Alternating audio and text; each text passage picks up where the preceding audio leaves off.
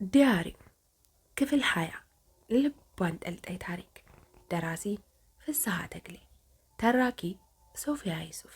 ይህንና መሰል የፍቅር ታሪኮችን ለማግኘት ቻናላችንን ሰብስክራይብ ያደርጉ። መልካም ቆይታ። እኔ ግን ቢያንስ ኤልሳን ስለማምንና አልማዝ ወደ አንተ እየመጣች መሆኑን በተመለከተ አንተ ምንም መረጃ እንዳልነበረህ ስለማውቅ በንጹህነትህ አልጠራጠርም። ሌላውን እንዴት ማሳመን እንደምችል ግን ግራ ገብቶኛል በማለት በሁለት እጆቹ ጉንጮቹን ይዞ ተክዞ ተቀመጠ። የሰማሁትን ማመን አቃተኝ።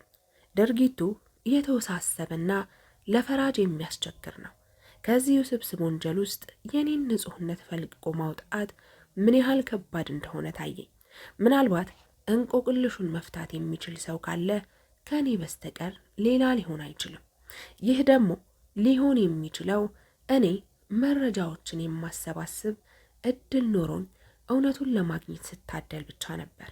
ይህንን ለማድረግ ግን አቅሙም ሆነ ፍላጎቱ አልነበረኝም። 7ኛው የቀጠሮ ቀን ደርሶ ወደ ፍርድ ቤት ስገባ ከጠበቃዬ ጋር ፊት ለፊት ተገናኘን። ፊቱን ሳየው ግርማ ሞገሱ ጠፍቶ የተሸናፊነት ስሜት አጥርቶበታል። እርግጥ ነው እንደሚሸነፍ እንኳ እሱና እኔም ጠንቅቀን እናውቀዋለን። የመከላከያ ምስክሮች ተብለው የተጠሩት የሰጡት የምስክርነት ቃል ከኔ ይልቅ ለአቃቢ ሕግ የበለጠ ጠቀሜታ እንዳለው እያወቅኩ ማሸነፍን ማሰብ ጅልነት ነው። ጠበቃዬ እኔን ለማጽናናት ሳይሆን አይቀርም አይዞህ ይፈረድልናል ብዬ ገምታለሁ፣ ካልሆነም ይግባኝ እንላለን አለኝ። ይግባኝ የሚለው ቃል ከአፉ ሲወጣ ተሸናፊነቱን የተቀበለ ስለሚያስመስል ጥርጣሬን የሚያረጋግጥልኝ ሆነ። ግን ለምን እንደሆነ ባላውቅም ያስመኘው የነበረው በእኔ ላይ የመፈረድን ሁኔታ ሳስብ ግን ሽንፈት መስሎ ስለተሰማኝ ፍርሃት ወረረኝ። በተለይ ዶክተር አድማሱ ከፊት ለፊት በኩራት ተቀምጦ በእኔ ላይ የሚፈርደውን ፍርድ ለመስማት ሲጠባበቅ ሳየው ሽንፈቱ ፍጹም አልዋጥልህ አለኝ። ግን ያም ሆነ ይህ አሁን ጊዜው አልፏል። ብዙ ላደርጋቸው የምችላቸውን ነገሮች አላደረግኩም። ከሁሉም በላይ እንቆቅልሹን ልፈተው የምችለው እኔ ሆኜ ሳለ እነሆ ይሄው ራሴን እንደ ፈጣሪ አሳልፌ ልሰጥ ተዘጋጅቻለሁ። እኔ ግን እዚህ ግባ በማይሉት የሐሰት ቁልለት ምክንያት በከንቱ ራስን ለጠላት ያሳልፎ ከመስጠት ውጪ ይህ ነው የሚባል ፋይዳ ያለው ጥቅም አልነበረውም። ዳኛው የሚሰጡትን ውሳኔ ለመስማት ሁሉም ድምፁን አጥፍቶ እያዳመጠ ስለነበር ቤቱ ጸጥ ከማለቱ የተነሳ ውሃ እንኳ ጠብ ቢል መሰማቱ አይቀርም ነበር። ዳኛው የክርክሩ ጠቅላላ ሂደት እንዴት እንደነበር ካብራሩ በኋላ ይህ ሁሉ ታዛቢ ሰው በጉጉት የሚጠብቀውን የፍርድ ውሳኔ ማሰማት ጀመሩ። ዳኛው የሚሰጡትን ውሳኔ ለመስማት ሁሉም ድምፁን አጥፍቶ እያዳመጠ ስለነበረ በከባድ ጸጥታ ተውጧል። አቶ አማረ አስረስ መጋቢት 15 ቀን 1980 ዓ.ም ከምሽቱ 3 ሰዓት ላይ አዲስ አበባ ሰሜን ሆቴል አካባቢ በሚገኘው ደብረ ወርቅ ሆቴል ውስጥ ሰውን ለመግደል አስበውና አቅደው ሟች ወይዘሪት አልማዝ አስፋውን ከኔ ሌላ ሰው አፍቅረሻል በሚል ምክንያት በቅናት መንፈስ ተገፋፍተው ፍቅረኛቸውን ያለምንም ርህራሄ ራሷን እንደገደለች የሚያስመስል ደብዳቤ እንድትጽፍ ካደረጉ በኋላ ገለው ሰቅለዋታል። ከዚህ በላይ ደግሞ ግለሰቡ ይሄንን ሁሉ ወንጀል የፈጸመው ሆነው ሳለ ወንጀሉን አምነው ይቅርታ በመጠየቅ ፋንታ በወንጀላቸው ሳይጸጸቱ ከወንጀሉ ነፃ ነኝ በማለት ተከራክረዋል። ይሁን እንጂ ተከሳሹ ወንጀሉን በቅናት መንፈስ ተነሳስተው መፈጸማቸው በምስክሮችና በማስረጃ ጭምር የተረጋገጠ በመሆኑ ፍርድ ቤቱ ግራና ቀኙን ሲያከራክር ቆይቶ ተከሳሹ አቶ አማረ አስረስ ጥፋተኛ ናቸው በማለት ብይን ሰጥቷል። ዳኛው የጥፋተኝነት ውሳኔ ካስተላለፉ በኋላ አቃቤ ሕግ በተሰጠው የጥፋተኝነት ውሳኔ ላይ የቅጣት አስተያየት ካለው እንዲሰጥ ጋበዙ።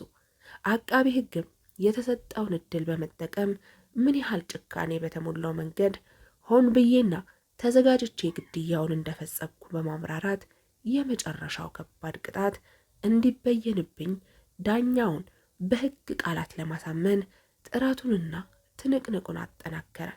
በተሰጠው የጥፋተኝነት ውሳኔ ላይ አስተያየት እንዲሰጥ እድል የተሰጠው ተረጂው ጠበቃዬ እኔን ነፃ ለማውጣት ሲከራከር እንዳልነበር ሁሉ አሁን ግን መረታቱን ተቀብሎ ከዚህ በፊት ምንም አይነት ወንጀል ሰርቼ እንደማላውቅ በተደጋጋሚ በመጥቀስ የቅጣቱ መጠን እንዲቀልልኝ ተማጸነ። ዳኛው የቅጣት መጠን እንዲቀልልኝ የተማጸነው ማክበጃና ማቅለያ አስተያየቶችን ከሰሙ በኋላ የቅጣት ውሳኔ ለመስጠት ለሚያዝያ 1982 ዓ.ም ቀን እንድቀርብ በማዘዝ አሰናበቱን። የፍርድ ሂደቱ ይቀጥላል ብዬ ሳስብ እዚሁ ላይ ተጠናቀቀ። ከዚህ በፊት ከስሼም ሆነ ተከስሼ ፍርድ ቤት ቀርቤ ስለማላቅ የችሎቱ ሂደት የተጠናቀቀበት ሁኔታ ባይገባኝም በአቃቤ ሕግና በዶክተር አድማሱ ፊት ላይ የማየው የደስታና ሳቅ፣ በኤልሳና በጠበቃዬ ፊት ላይ ያየሁት የመከፋት ስሜት በእርግጠኝነት በእኔ ላይ እንደተፈረደ አመላክቶኛል። ይሁን እንጂ ፍርዱ የሞት ፍርድ፣ ዕድሜ ይፍታ ወይም የተወሰነ 10 ዓመት መሆኑን ለይቼ ለመረዳት የሚሆን ለመገመት አለመቻሌ ግራ አጋብቶኛል። እስር ቤት ተመልሼ እንደገባሁ ግን የጥፋተኝነት ውሳኔ ማለት ምን ማለት እንደሆነና ሌላ ቀጣይ የፍርድ ሂደት እንዳለ መረዳት ቻልኩኝ። እንደኔ ከሆነ ግን ጥፋተኛ መሆኔ ከታመነበት ጊዜ ሳይፈጅ ፈርደውብኝ ቁርጤን ቢነግሩኝ ደስተኛ ነበርኩ። ነገር ግን እንደሚመስለኝ እንዲህ የፍርድ ሂደቱን በማጓተት እስረኛው ምን ይፈረድብኝ ይሆን? ይገሉኝ ይሆን? ዕድሜ ልክ ይወስኑብኝ ይሆን? 20 ዓመት ያስሩኝ ይሆን? ወዘተ እያለ መጨነቁ፣ ሌት እንቅልፍ ማጣቱ ከፍርድ በፊት የሚቀጣው ቅጣት ተደርጎ ሳይወሰድ አይቀርም። የፍርድ ውሳኔ የሚሰጥበት ቀን ደርሶ ፍርድ ቤት ቀረብኩ። ሐሰት በእውነት ላይ የበላይነት አግኝታና የተተበተበው ሴራ ሳይፈታ እጄ ከተያዘበት ዕለት አንስቶ የ20 ዓመት ጽኑ እስራት ተፈረደብኝ። ውሳኔውን ስሰማ ጉልበቴ አካላቴን መሸከም እስከሚያቅተው ድረስ መብረክረክ ጀመረ። ንዴትና ፍርሃትም ሰውነቴ ውስጥ ተቀላቅለው በፈጠሩት ትኩሳት የተነሳ መላ ሰውነቴ በላብ ተዘፈቀ። እንግዲህ እነሆ ያቺ ስጠብቃት የነበረችው ውድ ቀን ደርሳ የጠበቅኳት ውሳኔ ባልጠበቅኩት ሁኔታ ተፈረደች። እኔም ባልሰራሁት ወንጀል ተፈርዶብኝ የታሰርኩበት 4 ዓመት ሲቀነስ ለቀጣይ 16 ዓመት ልታሰር ተወስኖብኛል። እርግጥ ለኔ ብዙም ለውጥ የለውም። ከአልማዝ ተለይቼ ያሳለፍኳቸው ዓመታት በሙሉ በብረት አጥር ውስጥ ተከልዬ በፖሊስ እየተጠበቅኩና በአንድ ቦታ ተወስኛ ለመኖሬ ካልሆነ በስተቀር ከስር የተለዩ ስላልነበሩ ውጭው ዓለም እስከዚህም የሚያጓጓና አጥብቄ የምሸው አልነበረም። ድሮስ ቢሆን ነፃ በመሆኔና እንደ ልብ በመንቀሳቀሴ መች ተደስቼ አውቃለሁ። ይልቁንም የተሻለ ደስታን ያገኘሁት እስር ቤት ውስጥ ሳይሆን አይቀርም። ውስጤ ይህንን ይቀበለው እንጂ በአይኔ የማየው ነገር ሕሊናዬን እየተፈታተነ ያበሳጨ ጀመር። በፖሊስ ታጅቤ ከችሎቱ በመውጣት ላይ ሳለሁ ድንገት አይኔን ወደ ኋላ ወርውር አደረግኩ። ዶክተር አድማሱ በደስታ እየተፍለቀለቀ አብረውት ከመጡት ጋር ብቻ ሳይሆን አጠገቡ ከቆሙትና ከማያውቃቸው ሰዎችም ጋር እየተቃቀፈ ይሳሳማል። በሱ እምነት የፍቅረኛው ገዳይ በሰራው ወንጀል ተገቢውን ቅጣት አግኝቷልና ለምን አይደሰት? ለምንስ አይቦርቅ? ወደ እስር ቤት እንደተመለስኩ እስረኛ ሁሉ የተፈረደብኝን እንደሰማ ክፉኛ አዘነ። ቀደም ሲል በሌሎች ላይ የሞት ፍርድ ካልሆነ በስተቀር ሌላ ፍርድ ሲሰጥ እምብዛም የሚያዝን ሰው አልነበረምና ለኔ ማዘናቸው ገረመኝ። በተቃራኒው እኔ ከዚህ በፊት የማዝነው እስረኛ ሲፈረድበት ሳይሆን ሲፈታ ነበር።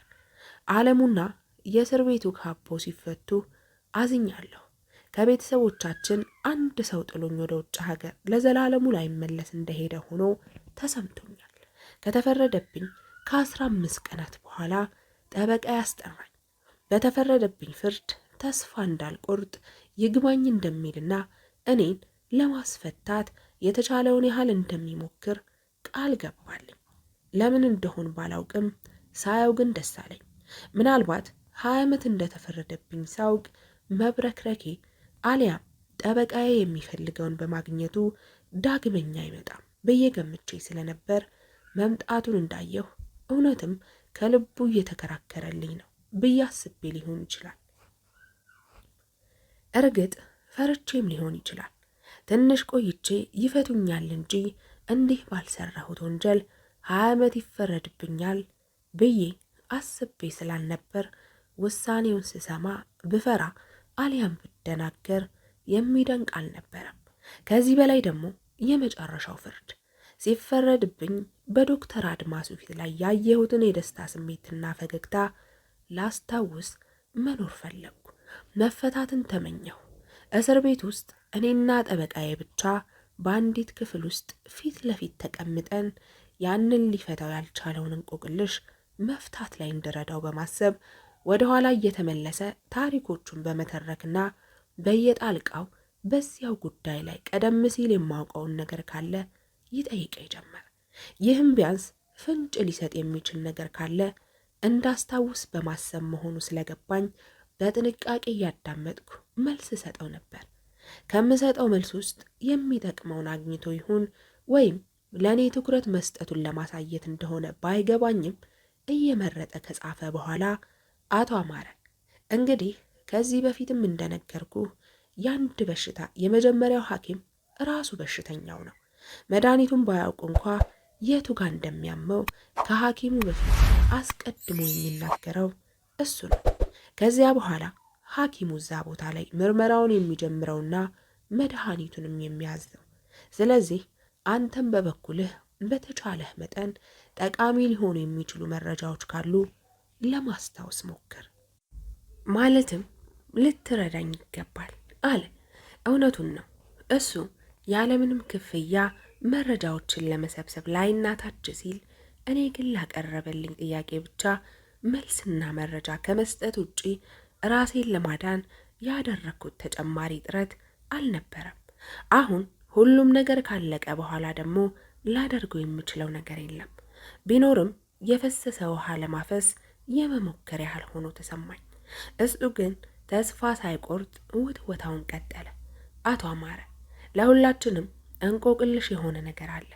ግን ይህን እንቆቅልሽ መፍታት ያለብህ አንተ ነህ። እኔ በተፈረደው ፍርድ ላይ ይግባኝ ብያለሁ። ነገር ግን የማቀርበው አዲስ ነገር ስለሌለ በውስጤ ባዶነትና የተሸናፊነት ስሜት ይሰማኛል።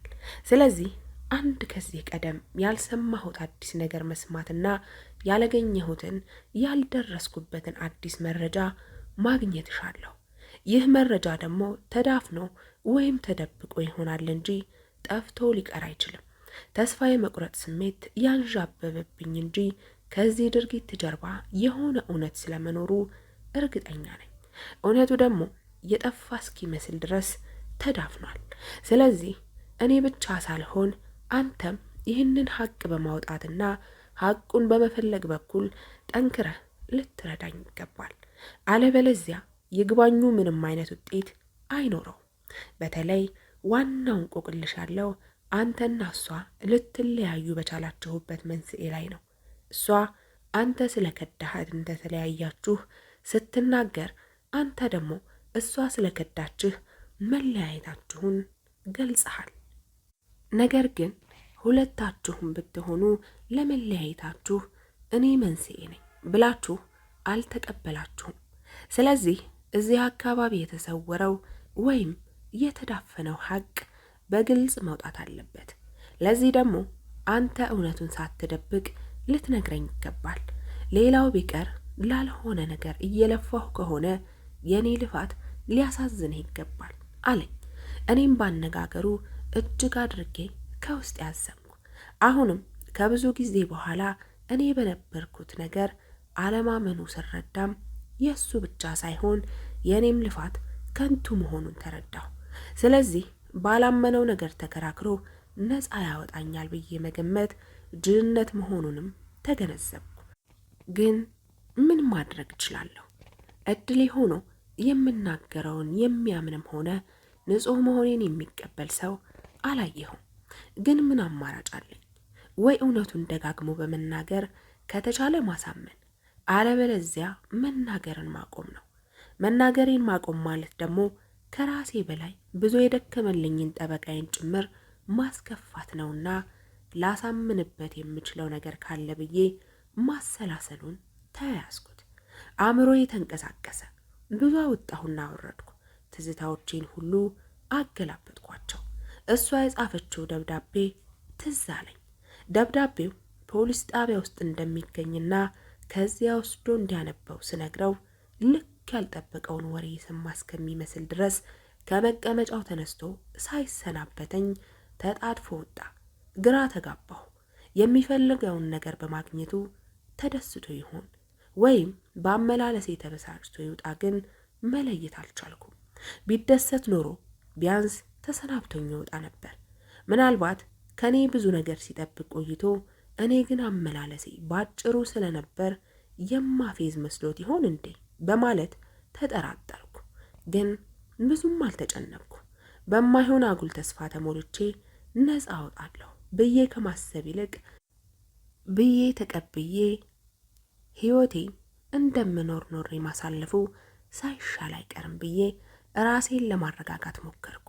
ወደ ክፍሌ እንደተመለስኩም በይግባኙ ላይ ተስፋ ቆርጬ የእስር ዘመኔን መደመርና መቀነስ ጀመርኩ። አሁን ዕድሜ 32 ዓመት ነው። እዚህ ላይ የታሰርኩበትና የአመክሮ ጊዜ ተቀንሶ ቀሪው 16 ዓመት ሲደመር እስሬን ስጨርስ 48 ዓመት ይሆነኛል ማለት ነው። ስለሆነም ከእስር ስፈታ ቢያንስ ያንን ዶክተር ለመበቀል የሚያስችል በቂ አካል ብቃት ይኖረኛል ማለት ነው። ዳሩ ይህንን ማሰቤ ጅልነት ሳይሆን አይቀርም። ለምን ቢሉ ዘመኑ የቴክኖሎጂ ነውና በጡንቻ መመካት ድሮ ቀርቷል። ዛሬ አንዲት ትንሽ ጣት ቃታ ከሳበች ተራራ የሚያክል ሰው ትገነድሳለች። ለዛች የምትበቃ ጉልበት ደግሞ የ80 ዓመት አዛውንትም ቢሆን አያጡም። ዋናው ነገር ከአምላክ የተጻፈችልኝ ዕድሜ ከ48 ዓመት በላይ መሆኗን ማረጋገጥ አለመቻሌ ነው። ይህንን ደግሞ ማረጋገጥ ስለማይቻል ከመመኘት ውጪ ሊደረግ የሚችል ነገር ባለመኖሩ አማራጬ እውነታውን ተቀብዬ የተለመደ ኑሮዬን መቀጠል ነው። ያ ካልሆነ ደግሞ የልቤ ሳይደርስ የተዛባ ፍትህ ሰለባ ሆኜ መቅረቴ የማይቀር ነው። አንድ ሰኞ ዕለት ስሜ ተጠርቶ ወጣሁ። ጠበቃዬ ተመልሶ መጥቶ ወይም እጮኛው ያስጠራችኝ መስሎኝ ነበር። ነገር ግን ሌሎች እስረኞቹም እየተጠሩ ሲወጡና እንደተለመደው እጃችን የፊጥኝ እየታሰረ ወደ እስረኛ ማጓጓዣ መኪና ስንገባ ግራ ተጋባሁ። ወዴት እንደምንሄድ አጠገቤ የነበረውን እስረኛ ጠየቅኩት። እስረኛው የሚሄድበትን ቦታ በእርግጠኝነት እንደማያውቀውና የተማከረ በሚመስል ሁኔታ ወዴት ይወስዱናል? ይግባኝ ተብሎልህ ከሆነ ያው ጠቅላይ ፍርድ ቤት ነው የሚወስዱ አለኝ። ወደ ጠቅላይ ፍርድ ቤት ግቢ በመግባት ላይ ሳለሁ ኤልሳና ጠበቃዬ ፈንጠር ብለው ቆመው ሰላምታ ሰጡኝ። አንድ ነገር ገባኝ። የመጣሁት ጠበቃዬ ይግባኝ ብሎ መሆኑ ላይ እርግጠኛ ሆንኩኝ። ይግባኙ አዲስ ነገር የሚፈጥር ባይሆንም በተስፋ መኖርም ጥሩ በመሆኑ ይግባኝ በመጠየቁ ደስ አለኝ። ምን ይታወቃል፣ ጠበቃዬ እንደጠረጠርኩት ሳይሆን ከልቡ እየደከመልኝ ሊሆን ይችላል። እኔ ተጠረጠርኩ እንጂ ያኔ የተፈረደብኝ ዕለት ከፊቱ ላይ የመከፋት እንጂ የተደበቀ የደስታ ስሜት አላየሁበትም ነበር። ስለዚህ ይህንኑ ተቀብሎ በተስፋ መኖር ተስፋ ከማጣት የተሻለ ነውና እውነቱን ተቀብዬ አብሬው ለመጓዝ ወሰንኩ። አብረውኝ የመጡ እስረኞች በየተራ ወደ ችሎት እየተጠሩ ደርሰው ይመለሳሉ። አብዛኞቹ እንደኔ ይግባኝ እያሉ ናቸው። ተራዬ ደርሶ እዚያችሁ የለመድኳት ሳጥን ውስጥ ገባሁ። ጠበቃዬ ከፊት ለፊት ተቀምጦ በፈገግታ ይመለከተኛል። ተስፋ አትቁረጥ፣ ተስፋ አለን የሚል መልእክት ለማስተላለፍ የሚሞክር መሰለኝ። አዘንኩለት። እኔ በሌላ ሁኔታ በጠረጥረውም እሱ ግን አልተወኝም። ፈገግታው ከልብ የመነጨ ስለነበር በውስጤ የተስፋ ጭላንጭል ጫረብኝ። ፍርድ ቤቱ እንደተለመደው በሰዎች ተሞልቷል። ዛሬ ግን እነዚያ የመስሪያ ቤት ባልደረቦቼ አልተገኙም። እንደ ድሮ እስር ቤት እየመጡ መጠየቁን ትተውታል። የኔ ነገር ማክተሙን ስለተረዱ መድከም አልፈለጉም። ከ20 ዓመት በኋላ ለሚፈታ እስረኛ ማን መድከም ይፈልጋል? የፍርድ ቤቱና የይግባኝ ስርዓቱ በሚፈቅደው መጠን የኔን ጉዳይ የያዘው ፋይል ተራ እንደደረሰ የዕለቱ የችሎት ማብቂያ ሰዓት በመድረሱ ዳኛው ቀጠሮ ለመስጠት አጀንዳቸውን ሲያገላብጡ ጠበቃዬ ነቃና ላቅ ባለ የትህትና ስሜት ክቡር ፍርድ ቤት፣ ምንም እንኳ አሁን ማስረጃ የማቅረቢያ ወቅት ባይሆንም ተከሳሹ ወንጀሉን አለመፈጸሙን ማረጋገጥ የሚያስችል ማስረጃ እጄ ውስጥ ገብቷል።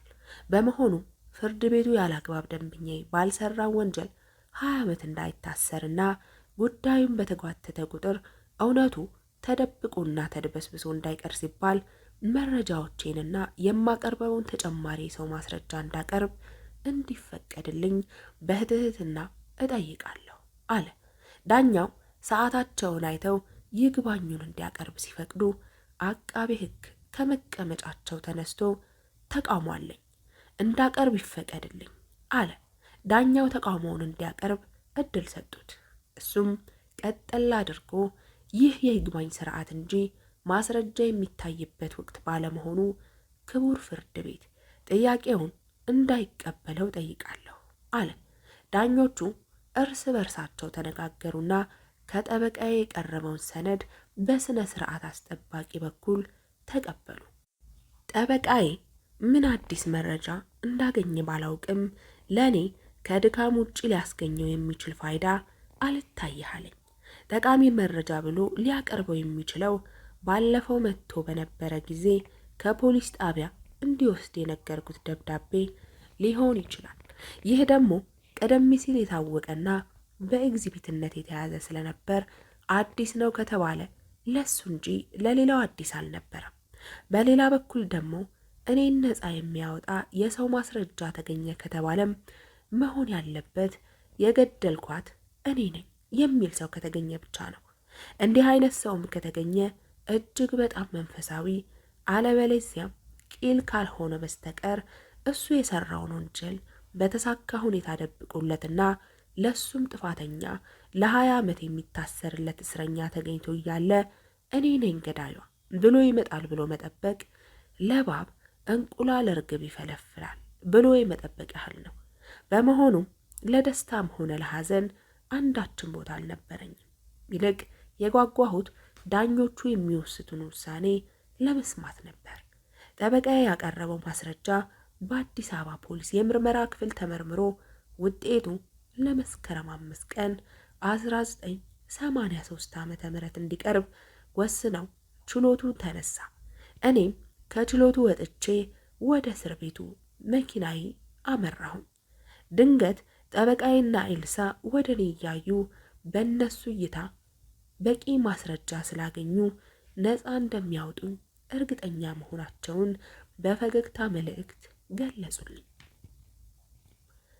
በሰማሁትና ባየሁት ነገር ብዙም ሳልደሰት በውስጤ ተስፋ ሰንቄ ወደ እስር ቤት ያመራሁ። ወህኒ ቤት እንደገባሁ ውሎ እንዴት ነበር እያሉ እስረኞቹ ይጠይቁ ጀመር። የሆነውን ነገር ሁሉ አንድም ሳላስቀር ነገርኳቸው። መቼም እስረኛ ሲባል ሌላ የሕግ ባለሙያ ማለት ነው። እያንዳንዱ እስረኛ እንዴት ራሱን መከላከል፣ የቱን መካድና የቱን ማመን እንዳለበት የሚያማክሩ የእስር ቤት የሕግ ምሁራን እዚያው ሞልተዋል። እነዚህ ምሁራን ታዲያ በእኔ ጉዳይ ላይ ባልጠቀምበትም ቀደም ሲል እንዴት መካድ እንዳለብኝ አስረግጠው አስረድተውኛል። መቼም አውጥተው አይናገሩት እንጂ እነሱም ጨንቋቸዋል። መቼም ቢሆን በመግደሌ ላይ ጥርጣሬ አልነበራቸውም። በዚህም የተነሳ ይመስላል እየደጋገሙ እዚህ እውነት ብትናገር ችግር የለውም፣ ዋናው ነገር ፍርድ ቤት ሲሆን ነው መጠንቀቅ ያለብህ። ይልቁን ገድለሃት ከሆነ አገዳደልህን በደንብ ብታስረዳን እንዴት ራስህን መከላከል እንዳለብህ ስለምናማክርህ እዚህ መናገርህ ጥቅም እንጂ ጉዳት የለውም እያሉ እውነቱን እንዳወጣ ይጨቀጭቁኝ ነበር። ክፍል 21 ይቀጥላል።